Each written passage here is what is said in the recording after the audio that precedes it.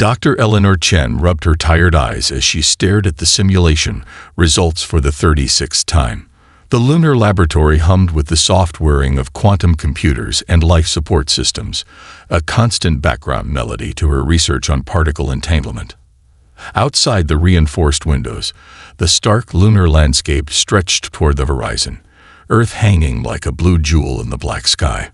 "Run it again, HFY," she instructed the lab's eye assistant. "Same parameters, but increase the harmonic resonance by 0.03. "That exceeds safety protocols, Dr. Chen," HFY's smooth voice replied. "Quantum instability may result." Eleanor sighed and reached for her coffee, finding the cup empty. 3 days with minimal sleep was affecting her judgment.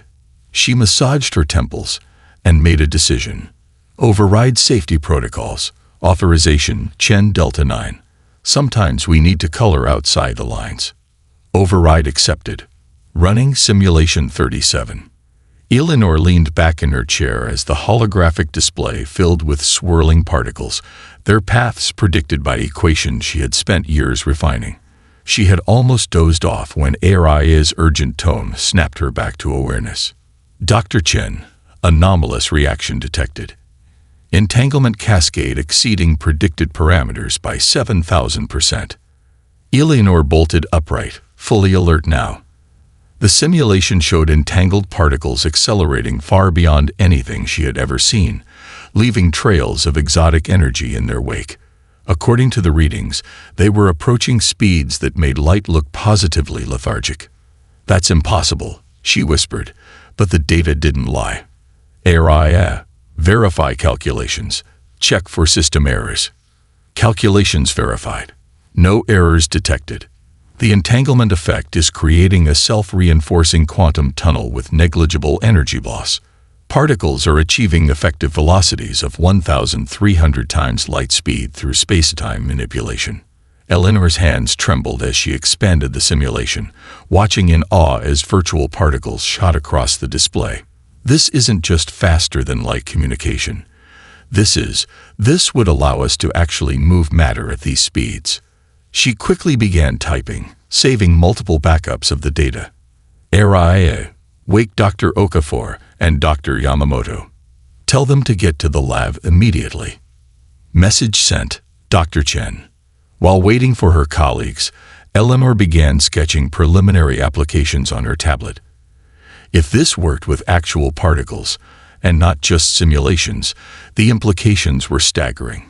Humanity could send payloads across the solar system in minutes instead of months. They could launch probes to nearby stars that would arrive within a human lifetime. Or they could build something even more ambitious. What if we scaled this up? She murmured to herself, the excitement of discovery pushing away her exhaustion. Her stylus moved rapidly across the screen as she sketched the first rough design of what would eventually become the cosmic railgun.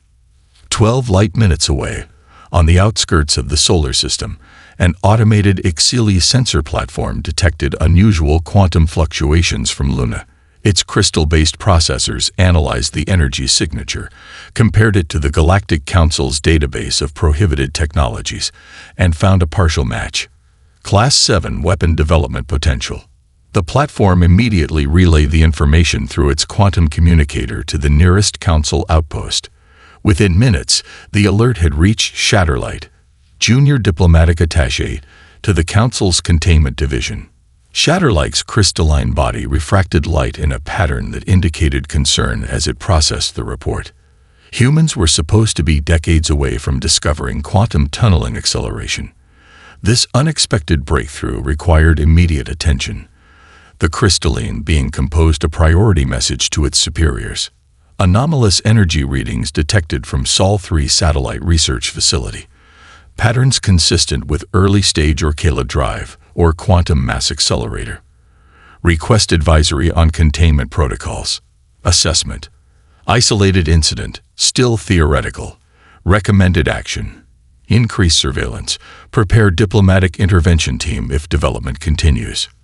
Back on Luna, unaware of the ripples her discovery was sending through the galaxy, Eleanor Chen greeted her bleary-eyed colleagues as they entered the lab. "This better be good, Ellie," Dr. Okafor grumbled. "It's 3 in the morning." Eleanor couldn't contain her smile as she gestured to the simulation still running on the main display. "Trust me, Aide. After tonight, none of us will be sleeping anyway. We just changed everything." 5 years later, Prometheus Station orbited Earth like a massive technological spider, its central hub connected to 8 extending arms where construction never ceased. Through the viewport of Design Lab 3, Dr. Eleanor Chen watched as robotic assemblers wove impossibly thin carbon nanotubes into the frame of what would become humanity's greatest engineering achievement. "Beautiful, isn't it?" Takashi Nakamura appeared beside her, his reflection joining hers in the reinforced glass. The aerospace engineer had been among the first to grasp the full implications of Eleanor's discovery, and his revolutionary propulsion designs had made Prometheus possible. "I still can't believe we convinced the UN to fund this," Eleanor replied, turning toward the holographic display where the full schematics of the cosmic railgun rotated slowly. The scale was breathtaking. Nearly 3 kilometers of precisely aligned magnetic accelerators capable of launching payloads at speeds that bent conventional physics. Well, when you demonstrate technology that can put a research package on Mars in 20 minutes instead of 7 months, funding tends to materialize, Takashi said with a grin. He gestured at the schematic, causing it to expand. "I've been running additional simulations on the coolant systems. If we redirect the auxiliary flow through these superconductors here," he traced a line through the hologram, "we can achieve 50% more acceleration without structural failure." Eleanor studied the modification. "You're routing the thermal bleed into the secondary coils." "Exactly. It creates a self-reinforcing magnetic field while simultaneously cooling the primary accelerator." "That's brilliant, Takashi. Make the change." Across the lab, a group of quantum programmers argued loudly over code sequences as materials scientists tested sample components in stress chambers. The entire station buzzed with the energy of 300 brilliant minds working together toward a single goal. What none of them realized was that 2 of the maintenance workers replacing air filters in the lab's ventilation system were not human at all. Axeleth adjusted his holographic disguise as he recorded the schematics displayed across the room. The Vauxhall operative had infiltrated the station 3 months ago, posing as a contractor from Argentina. His partner, disguised as a Swedish technician, was extracting data from a nearby terminal while pretending to check its power couplings. "They're accelerating the timetable," Axeleth vocalized, the words transmitted directly to his partner through their neural link. "The weapon will be operational within 6 standard rotations." "Weapon is inaccurate terminology," his partner replied. "Based on these specifications, it appears designed for construction, not destruction. Any technology capable of launching mass at these velocities is inherently weaponizable. Council protocols are clear." Their conversation was interrupted when a young engineer approached them, smiling politely. "Hey guys, we're about to run some electrical tests in this section. You might want to finish up quickly." "Almost done," Axeleth assured her in perfect Spanish-accented English. These filters were quite dirty. The engineer nodded and moved on, stopping to chat with colleagues at a nearby table. The disguised aliens listened carefully as the humans discussed the project over their lunch. "So that's when I told Dr. Chen that with this design, we could literally terraform Mars from Earth," a junior engineer said excitedly, gesturing with his sandwich. "Just launch the atmospheric processors directly into position with pinpoint accuracy. No need for ships, crew, nothing. And that's just the beginning. We could redirect asteroids, stabilize dying stars, construct habitats, all from right here." Axeleth and his partner exchanged alarmed glances. The implications were even more significant than they had initially assessed. If humans could reshape celestial bodies from a distance, the balance of power throughout the sector would be fundamentally altered.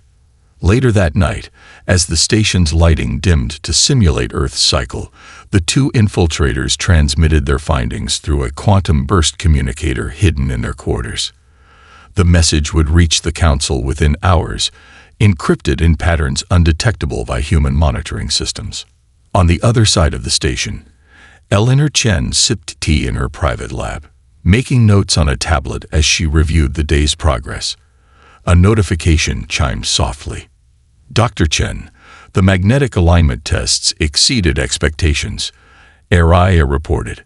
All systems nominal. Estimated time to first operational test, 42 days. Eleanor smiled, unaware that her creation had just been designated a Category 1 concern by beings 16 light-years away, or that diplomatic vessels were already adjusting course toward Earth. Begin final calibration sequences, she instructed. Project Prometheus is officially moving to Phase 3. Captain Maya Rodriguez adjusted her uniform collar for the 5th time in as many minutes, trying to calm her nerves. At 32, she was the youngest diplomatic officer ever assigned to represent United Earth government in a first contact scenario. The fact that said contact was about to occur without warning or preparation made her stomach tie itself in knots. "They're docking now, Captain," her aide reported, tablet in hand. "The alien vessel has matched rotation with the station and established seal integrity." Maya nodded, glancing at the assembled greeting party. Dr. Chen, Takashi Nakamura, the station director, and 2 security officers whose presence was purely ceremonial. Humanity had known about alien life for several decades, ever since the first deep space probes had detected artificial signals, but direct contact had been limited to automated message exchanges. No alien delegation had ever set foot on human territory. Until today. "Remember," Maya whispered to her colleagues, "let me do the talking. This is a diplomatic mission. We stay calm, we stay respectful, and we listen." The airlock doors cycled open with a soft hiss, releasing a brief cloud of unfamiliar-smelling air. Through the mist stepped a being that seemed to be made entirely of translucent crystal, refracting the station's light into disorienting patterns across its 14-faceted surfaces. It stood roughly 2 meters tall, with no discernible limbs or features beyond its geometric crystalline structure. Behind it came 4 other aliens, each more bizarre than the last. A being encased in what appeared to be a containment suit filled with swirling purple spores. A 4-armed entity with iridescent scales, a floating orb of pulsating light, and a small gray humanoid with oversized eyes that immediately cataloged every detail of the receiving area. Maya stepped forward, hands open in a universal gesture of peaceful greeting. "On behalf of the United Earth Government and all humanity, I welcome you to Prometheus Station. I am Captain Maya Rodriguez, diplomatic liaison." The crystalline being's surface shimmered, and a small device at its base emitted a precisely modulated voice. "I am Ambassador Shatterlight of the Ixili Collective, representing the Galactic Council's Containment and Development Committee. Your formalities are acknowledged but unnecessary. This is not a diplomatic visit. It is an inspection." Maya maintained her diplomatic smile despite the icy introduction. "We weren't aware that Earth fell under any Galactic Council jurisdiction, Ambassador. Humanity's technological ascension has exceeded permissible parameters for a quarantine species," Shatterlight replied. "Your recent development of quantum acceleration technology has triggered containment protocols established 10,000 years before your civilization achieved basic spaceflight." Dr. Chen stepped forward, unable to contain herself. "You've been monitoring our research. For how long?" The gray humanoid spoke, its voice surprisingly melodic. "Your species has been observed since your first radio transmissions. The Council maintains observation posts throughout your system, disguised as debris or minor celestial bodies." Shatterlight's crystal body flashed with what might have been annoyance. "Species Specialist Mori speaks out of turn. Nevertheless, the information is correct. We are here to assess your weapon development and determine appropriate restrictions." "Weapon?" Takashi interjected. "The cosmic railgun isn't a weapon. It's a construction tool. Our intelligence indicates otherwise. The crystalline ambassador projected a holographic display showing detailed schematics of the Railgun. This technology can accelerate mass to velocities capable of planetary reformation or destruction. Under Council Resolution 7293, such capabilities are restricted to Level 3 civilizations. Earth is classified as Level 1. Maya recognized the diplomatic disaster unfolding and quickly intervened. Ambassador Shatterlight, there seems to be a fundamental misunderstanding. Perhaps we could demonstrate the Railgun's intended purpose. The fungal entity in the containment suit released a cloud of spores that formed patterns inside its transparent enclosure. Its translator produced a curious, lilting voice. The Ntor Collective would find direct observation informative. Intentions may be verified through demonstration. After a tense silence, Shatterlight's crystalline body dimmed slightly in what Maya hoped was acquiescence. A demonstration will be permitted. However, evidence of weaponization will result in immediate technological impoundment under Council authority. This way, please, Maya said, gesturing toward the testing lab, while shooting a meaningful look at Dr. Chen. I believe we can clear up this misunderstanding quite effectively. As the strange procession moved through Prometheus Station, Maya noticed the crew's barely concealed amazement at their visitors. For their part, the aliens seemed equally curious about human technology, particularly the gray one called Mori, who studied everything with unnerving intensity. The fate of the cosmic Railgun, and perhaps humanity's future among the stars, now depended on what they could show their unexpected guests in the next hour. Public viewing areas across Earth were packed to capacity. From Times Square to Tiananmen, from Cairo to Sydney, humanity gathered around massive screens to witness the first full-scale demonstration of the cosmic Railgun. News networks have been broadcasting countdowns for days, with special programming detailing the science behind Dr. Chen's breakthrough and the engineering marvel that Takashi Nakamura had helped build. What the public didn't know was that the demonstration's intended audience wasn't human at all. Inside Prometheus Station's control center, the alien delegation stood behind a reinforced observation wall. Technical specialist teams worked at their stations while Dr. Chen reviewed final calculations with Takashi. Captain Rodriguez kept a careful eye on Ambassador Shatterlight, whose crystalline body had remained eerily still throughout the tour of the facility.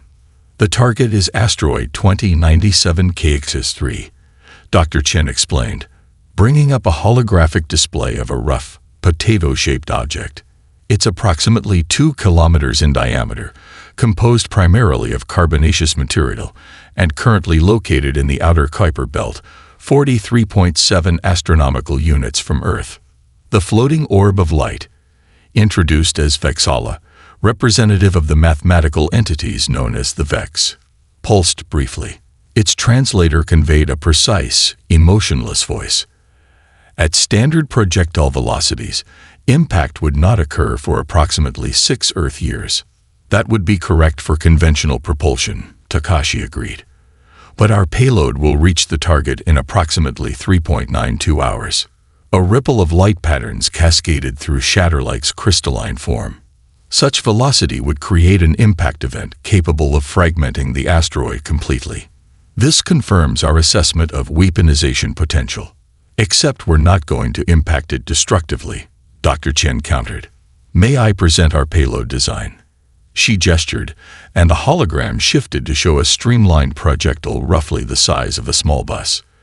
This contains our Genesis package, a specialized collection of nanite assemblers, atmospheric processors, and synthetic biology seeds. The package is designed to transform the asteroid, not destroy it. The Ntor representative spores swirled in patterns that suggested intense interest. Transformation. Into what purpose? A habitable environment, Eleanor said simply. Watch and see. The station director's voice came over the comm system.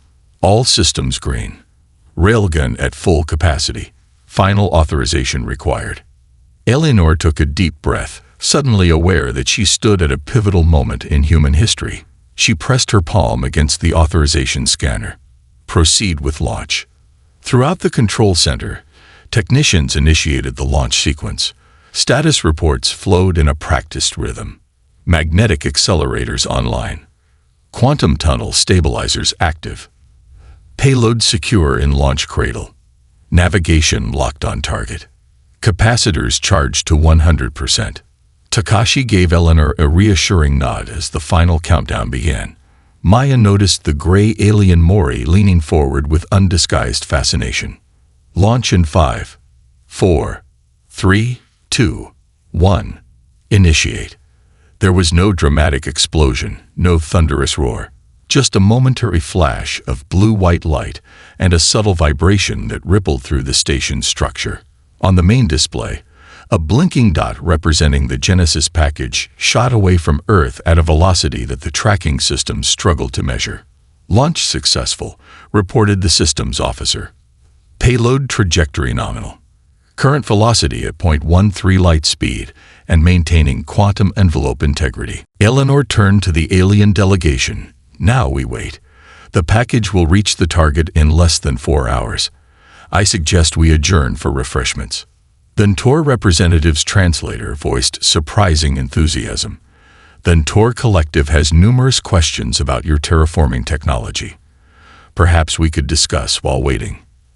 Ambassador Shatterlight interjected. Questions will be held until after impact assessment. This demonstration has not yet proven benign intent. 3 hours and 47 minutes later, they reconvened in the observation center. All eyes, human and alien, were fixed on the main display showing a real-time feed from long-range telescopes trained on asteroid 2097 KX3. Package arrival in 30 seconds, announced the tracking officer.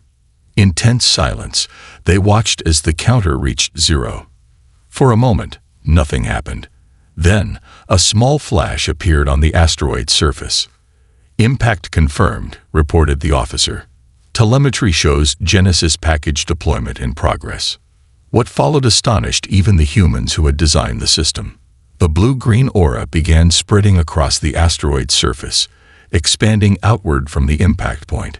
Instrument readings flowed across secondary screens, showing the rapid transformation as nanites began breaking down the carbonaceous material and reconfiguring it into a habitable substrate. Atmospheric envelope forming, Takashi said, pointing to the readings. Oxygen generation beginning. Surface reconfiguration at 23% and accelerating. Maya watched the alien reactions carefully. The Ntor's spores were swirling in rapid, excited patterns. The Vex representative pulsed with increasing frequency. Mori was recording everything with intense concentration. Only Shatterlight remained impassive, though Maya thought she detected subtle color shifts in the crystalline being's facets. This, Eleanor said quietly, is what the cosmic railgun was built for. Not to destroy, but to create. 2 days after the successful demonstration, Captain Maya Rodriguez stood alone in her office, staring at the diplomatic communique that had arrived via the Exili ship's quantum transmitter. The message was brief, precise, and terrifying in its implications. Ambassador Shatterlight entered without announcing himself, crystal facets glinting under the office lights. You have received the Council's decision. Maya turned, keeping her expression neutral despite her racing heart. I have. Decommission the cosmic railgun within 1 planetary rotation, or face permanent exile from galactic civilization. Not much room for negotiation there. Negotiation was not the Council's intent, Shatterlight replied. The technology represents an unprecedented capability for a Level 1 civilization. While your demonstration showed non-aggressive applications, the potential for misuse cannot be overlooked. Maya gestured to a chair, which the crystalline being ignored. Even after what we showed you. The ability to transform distant environments without sending ships or colonists. The efficiency of resources, the possibilities for solving resource crises across the galaxy. Precisely because of those capabilities, Shatterlight's translator emitted a tone that might have been condescension. 17 civilizations maintain balance through controlled technological development. Your species has bypassed centuries of expected progress. Maya leaned against her desk, mind racing through diplomatic options. I need to consult with Earth's leadership. 12 hours, at minimum. Granted, Shatterlight said after a pause. I will await your response aboard our vessel. As soon as the alien left, Maya activated her secure communication channel to Dr. Chen's laboratory. Eleanor, we have a serious problem. 30 minutes later, Earth's emergency response team had assembled in a secure conference room deep within Prometheus Station. Dr. Chen and Takashi represented the scientific contingent, while the United Earth President and Defense Secretary attended via quantum-encrypted hologram. They can't possibly enforce this, the Defense Secretary argued. We've detected exactly one alien ship in our system. They're bluffing. I wouldn't be so certain, Maya countered. Their technology is centuries beyond ours, and Shatterlight implied there are Council assets already in our system. Eleanor, who had been unusually quiet, suddenly straightened. I've been reviewing the station's security logs. There's something you need to see.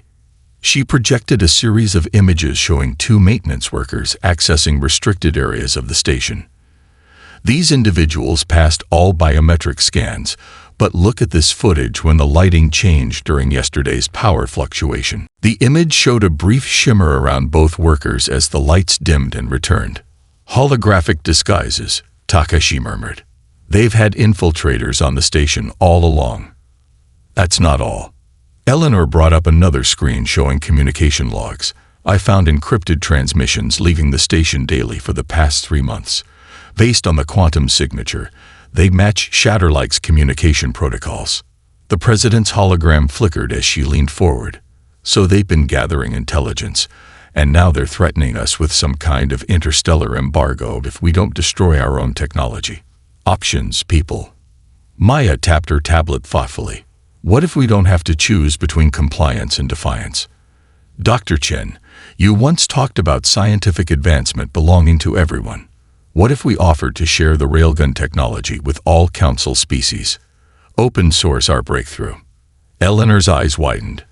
It would democratize the technology, making it impossible for the Council to contain. They'd never agree. The Defense Secretary scoffed. They might not have to. Takashi interjected, studying something on his personal device. I've been scanning the station for anomalies since Eleanor found those transmissions. There are multiple energy signatures consistent with explosive devices planted throughout the Railgun's critical systems. The room fell silent as the implications sank in. They're planning to destroy it regardless of our decision, the president concluded grimly. Eleanor's expression hardened with determination. I'm not giving up my life's work without a fight. If they want to play cosmic chess, let's make our move first. She pulled up the station's schematics, highlighting key areas. Takashi, assemble your best engineers. We need to locate and neutralize those devices immediately. Maya, we need time. Can you stall Shatterlight? Maya nodded, already composing a diplomatic response in her mind. I'll request a formal presentation of our counter-proposal to the full delegation. That should buy us at least 6 hours. Meanwhile, Eleanor continued, I'll prepare our own surprise. If we can't save the Railgun here, we'll make sure its design spreads beyond Earth. The president's hologram studied each of them carefully. You realize this could mean war. Or it could mean the beginning of true galactic partnership, Maya countered. If enough species see the potential in what we've created, the Council's old guard might find themselves outvoted. As the emergency meeting disbanded, Maya returned to her office to draft the most important diplomatic message of her career. Outside her window, Earth shone blue and peaceful, unaware that its future among the stars hung in precarious balance. Maya's diplomatic stalling tactic had worked better than expected. The alien delegation had agreed to hear Earth's counter-proposal in 12 hours, giving Commander Jackson's security teams precious time to locate the sabotage devices. 3 had been found and carefully neutralized, but according to Takashi's scans, at least 4 more remained hidden within the station's infrastructure. Maya was reviewing her presentation notes when her office door chimed. Enter, she called, expecting one of her aides. Instead, the transparent containment suit housing the Ntor representative glided into the room. The fungal collective spores swirled in patterns that seemed almost agitated. "Captain Rodriguez," the translator vocalized, "this meeting is not logged in official communications." Maya carefully set down her tablet. "I understand. How can I help you?" "I'm sorry. I don't know your proper designation." "This collective is called mycelio. The spores formed complex, three-dimensional patterns. Secure privacy protocols are recommended for this exchange." Intrigued, Maya activated her office's privacy field. "We're secure. No recordings, no transmissions." The Ntor's containment suit released a small cloud of spores that formed intricate, floating patterns in the air. "This is Ntor speech, untranslatable by Council technology. The patterns carry meaning that transcends linguistic limitations." Maya watched, fascinated, as the spores rearranged themselves. The Ntor collective wishes to convey. "The ancients fear change, but we younger species remember our own confinement." Mycelio continued through the translator. "Before Council recognition, the Ntor were quarantined to our home system for 300 cycles. Our technological progress was deliberately stunted through similar interventions." "You're saying this has happened before," Maya realized. "The Council systematically restricts emerging civilizations. The pattern is ancient and recurring. 5 Council members, including the Exili, maintain dominance by controlling technological diffusion. They were spacefaring when mammals first emerged on your world." Maya leaned forward. "Why are you telling me this?" "The spores formed what might have been the equivalent of a shrug. Your Railgun technology represents a paradigm shift in resource distribution and habitat creation. The Ntor collective sees potential benefit for all species, not merely the established powers. You're offering to help us. An alliance of mutual interest. The Ntor are not alone in this assessment." Before Maya could respond, her door chimed again. "I didn't request." She began as the door slid open. The pulsating orb of the Vex representative floated in, followed by the gray humanoid Mori, and 2 other aliens Maya hadn't met before, a tall, willowy being with translucent skin, and a squat, 6-limbed creature with compound eyes. "Privacy field still active?" the Vex representative inquired, its light patterns shifting rapidly.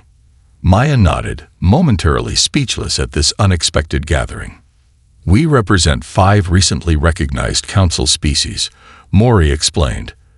"The Vex have calculated that Shatterlight's ultimatum has only a 23.7% probability of reflecting full Council consensus. It is more likely a preemptive measure by the Ancient 5 to prevent technological disruption." The willowy being stepped forward, its voice melodic. "I am Essence of Dawn from the Lumina Concord. My people were kept at pre-spaceflight technology for 1,000 years, despite our theoretical understanding of quantum physics. We see in your species a reflection of our past struggles, and a potential ally for future advancement," added the 6-limbed being, introducing itself as Speaker Crix of the Thalaxian Union. Maya looked around at the assembled aliens. "What exactly are you proposing?" "A coalition," Mycelio said. 5 Council species aligning with Earth against the decommission order. The Vex representative pulsed brightly. "We have analyzed your Railgun technology. Its applications for stellar engineering, habitat creation, and resource distribution would benefit numerous developing worlds currently dependent on Ancient 5 supply chains. When Shatterlight returns to the Council," Mori added, "we can force a full assembly vote rather than allowing the Containment Committee to unilaterally enforce restrictions." "There's a complication," Maya said, explaining about the sabotage devices hidden throughout the station. The Vex representative's light dimmed momentarily. "Expected behavior. We can assist in location and neutralization. Vex predictive algorithms can identify likely placement patterns based on Exili strategic protocols." Essence of Dawn nodded. "And my people can detect energy signatures that might elude your sensors." Maya could hardly believe what was happening. Why would you risk council sanctions to help us? Because your approach to innovation mirrors what each of our species has advocated, Maury said simply.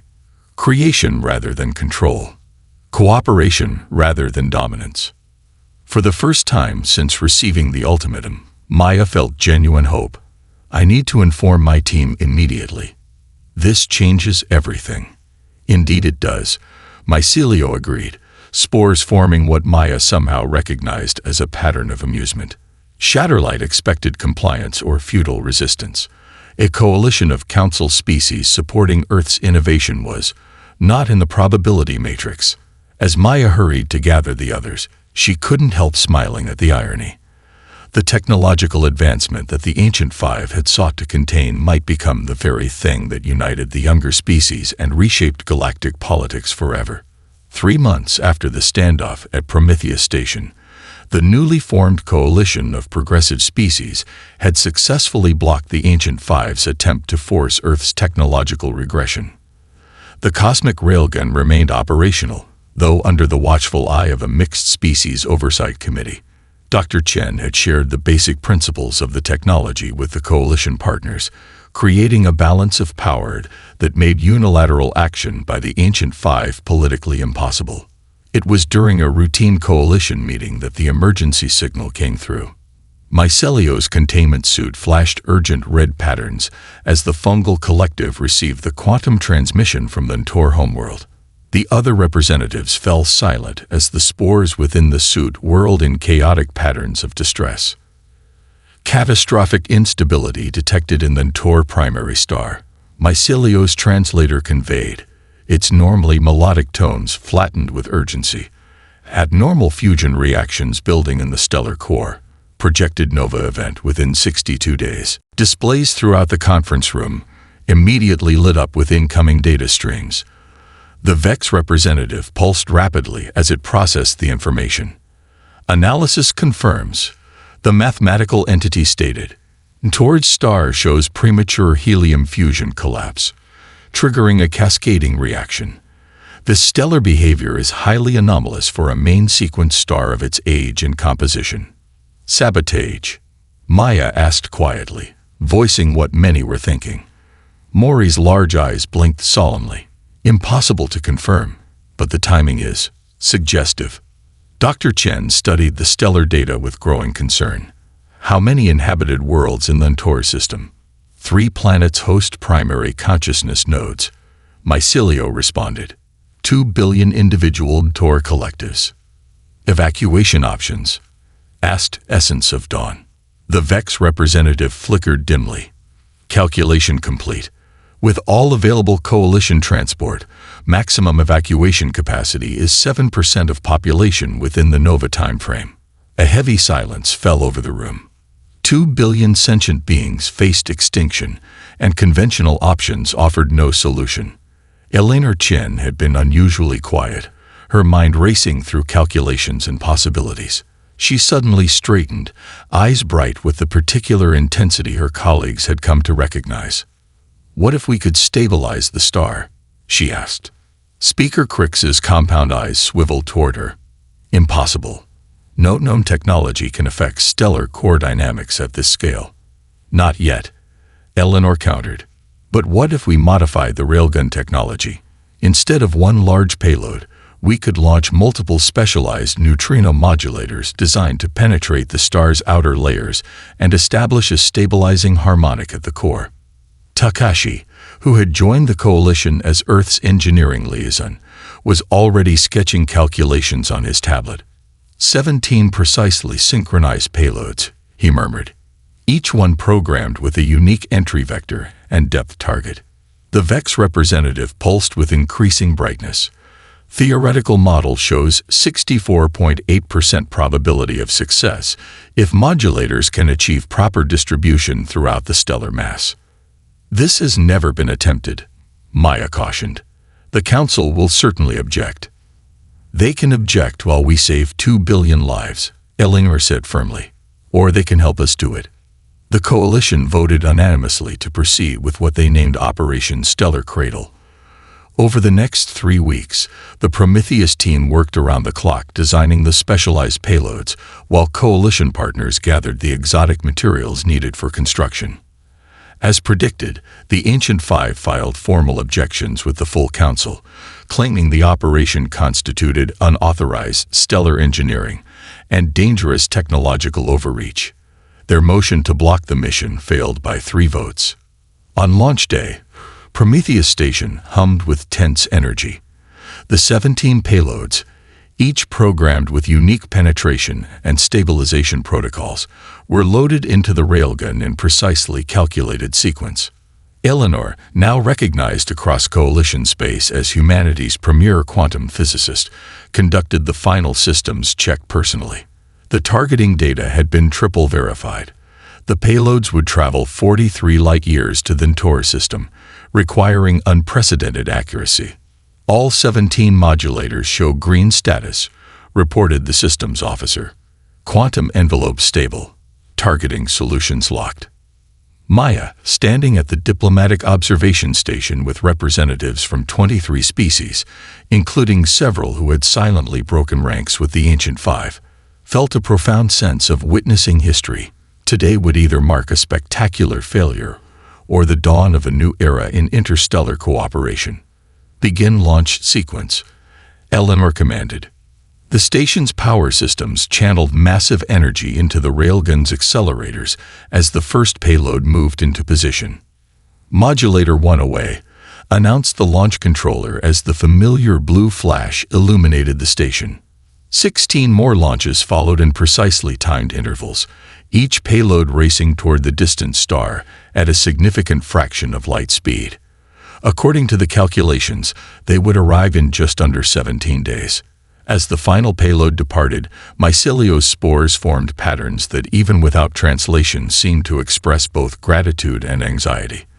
The countdown to either salvation or extinction had begun. 1 year after Operation Stellar Cradle, Dr. Eleanor Chen stood at the observation deck of the expanded Prometheus hub, her hair now streaked with silver from the stress of the past 18 months. Through the reinforced viewport, Earth looked serene and unchanged, while the space around the station had transformed beyond recognition. Where once a single human facility orbited in isolation, now a bustling interstellar port hosted vessels from 12 different species. The cosmic railgun, once feared as a potential weapon, had become the cornerstone of a technological revolution that was reshaping galactic society. Dr. Chen, a young aide approached, offering a data tablet. The final diagnostic reports for the colony ship. All systems are nominal. Eleanor nodded, eyes fixed on the massive vessel being guided into position below the station. The harmony of worlds represented the pinnacle of coalition engineering, a joint human-Tor project designed to establish the first truly multi-species settlement on a distant world. Unlike traditional colony ships, this vessel carried no massive engines or decades' worth of supplies. It didn't need them. Once accelerated by the Railgun to a precisely calculated velocity, it would coast through space on a trajectory that would bring it to its destination where another Railgun, one of 7 now operating across coalition space, would capture and decelerate it. 1 year, Eleanor murmured. 1 year since we saved the Ntor star, and look how far we've come.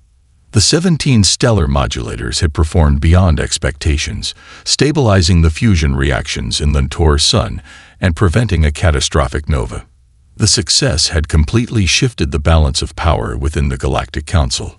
32 species had now joined the coalition, with only the most conservative holdouts maintaining allegiance to the Ancient Five. Dr. Chen, Captain Rodriguez requests your presence in the Launch Control Center, the aide said. The ceremony will begin in 20 minutes. Eleanor took one last look at the stunning vista of ships in construction before heading to the station's nerve center.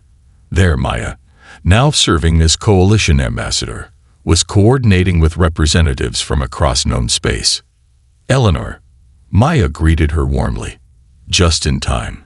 The Vex have finished their final trajectory calculations, and the Lumina delegation has prepared the quantum entanglement network that will allow real-time communication with the colonists throughout their journey. Speaker Crix chittered excitedly from a nearby console. The biological habitats are fully established. The 17 species participating in the colony will each have environments tailored to their physiological needs. And to think, Eleanor said quietly to Maya, all this began with a mistake in my laboratory. One error in a quantum harmonic sequence. Maya smiled. The best kind of mistake. The kind that brings people together instead of driving them apart. The Launch Control Center hummed with activity as final preparations were completed. On the main display, a live feed showed billions of beings across dozens of worlds watching the historic moment unfold. Even Ambassador Shatterlight had come to observe, though the crystalline being's official stance remained one of cautious skepticism. The Ancient Five had lost much of their influence, but still commanded respect as the oldest spacefaring civilizations. We're ready to begin, announced the launch director.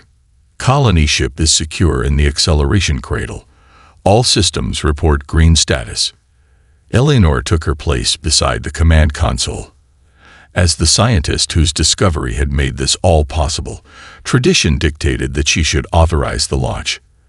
Initiating final sequence, the director continued. Targeting confirmed. Capacitors charged to 100%. As her finger hovered over the authorization scanner, Eleanor's mind flashed back to that night in her lunar laboratory, exhausted, frustrated, making the mistake that changed everything. The Council had feared the Railgun would be used as a weapon to conquer. Instead, it had become a bridge to connect. She pressed her palm against the scanner. For all our futures, she said simply. Launch sequence activated, the system announced. Countdown initiated. 10, 9. Around the control center, beings of all forms watched in reverent silence. 3, 2, 1. Launch.